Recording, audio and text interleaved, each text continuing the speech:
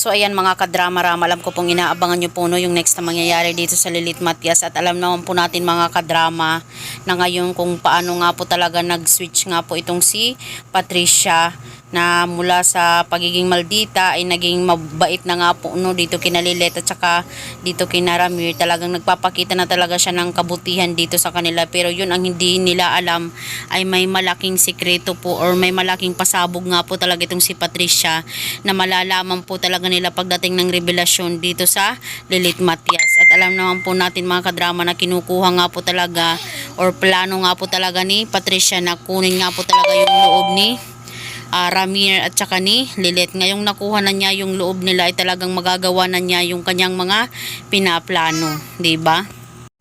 Pero yun ang hindi alam talaga ni Patricia ay may ginagawa nga po talaga itong sila Calorena at saka yung kanyang asawa na si Attorney Constantino, dahil hindi talaga nila tanggap na namatay talaga yung kanilang anak na si Ino, na sarili lamang niya talaga, dahil alam nila na may pumatay talaga dito kay Ino at wala silang ibang naiisip kundi itong si Patricia, dahil alam naman po natin na nagkasala nga po talaga itong si Ino nung time na yun na nirape nga po niya itong si Trixie, at totoo po talaga yun na nangyari yung kaya talagang nagawa lang po talaga yun ni Patricia dahil gusto niyang maghiganti dito. At saka ito namang asawa ni Ramir, talagang ginawa din yun ni Patricia dahil ayaw niya na magkabalikan pa si Ramir at saka itong si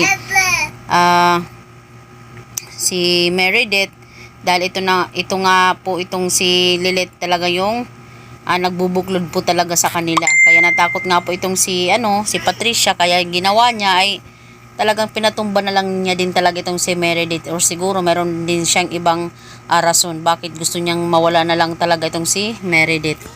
So mga kadrama, alam ko na excited din po talaga tayo sa revelasyon na mangyayari at saka sa malalaman din talaga ni Ramir yung katotohanan sa kanila Lilith about talaga sa pagkamatay ng kanyang asawa or nanay ni Meredith or nanay ni Lilith.